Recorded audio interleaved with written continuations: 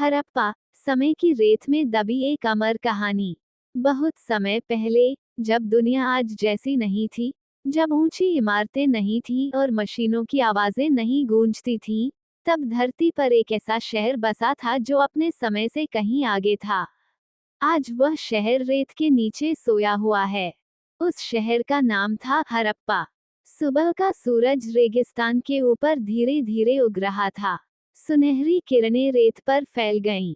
हल्की हवा चली और रेत सरकने लगी, मानो धरती खुद अपनी कहानी सुनाने को तैयार हो। उसी वीरान जगह पर खड़ी थी एक छोटी सी लड़की, मित्रा। मित्रा को पुरानी चीजों से बहुत लगाव था।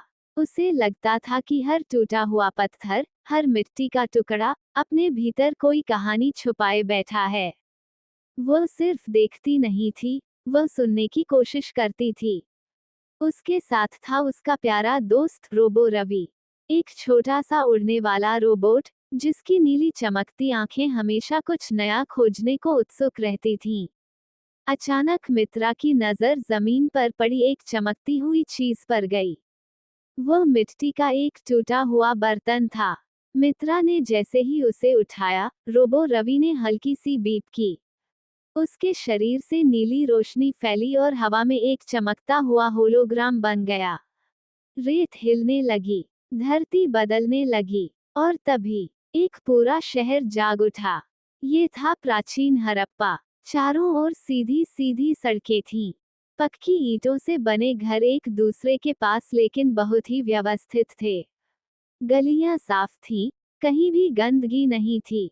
मित्रा ये देखकर हैरान रह गई। इतना पुराना शहर और इतना साफ। उसने कहा, हड़प्पा सिर्फ एक शहर नहीं था, यह एक सोच थी। यहाँ की हर ईंट एक ही माप की थी। हर घर योजना के अनुसार बनाया गया था, और जमीन के नीचे बनी नालियां हर घर से जुड़ी हुई थीं।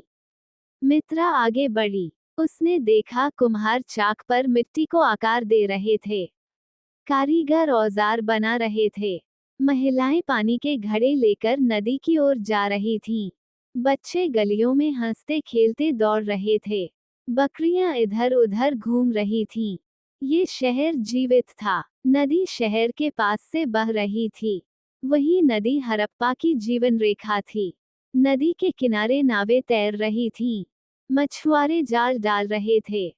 व्यापारी अपने सामान को दूर दराज के देशों तक भेजने की तैयारी कर रहे थे। हड़प्पा का व्यापार बहुत दूर तक फैला हुआ था।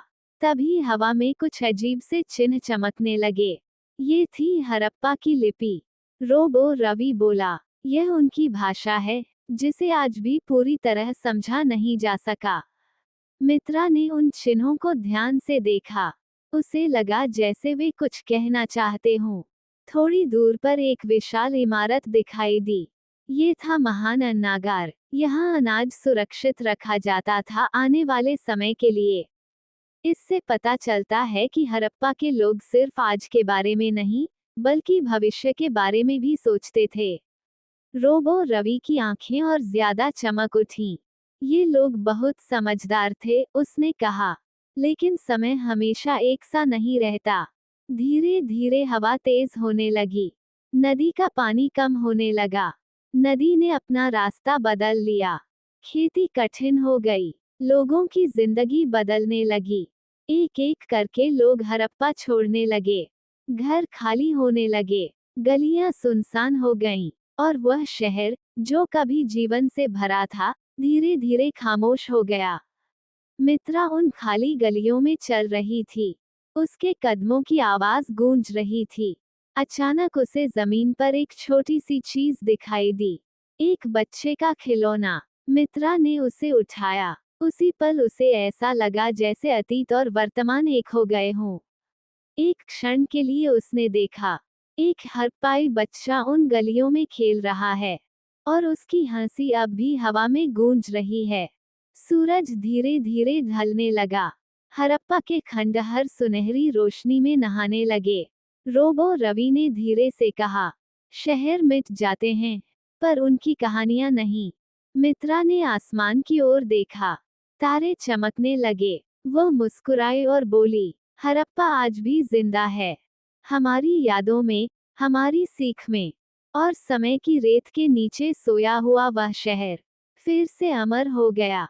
वन संदेश। सभ्यताएं ईंटों से नहीं, विचारों और इंसानों से बनती हैं, और जो याद रखा जाए वही इतिहास बनता है।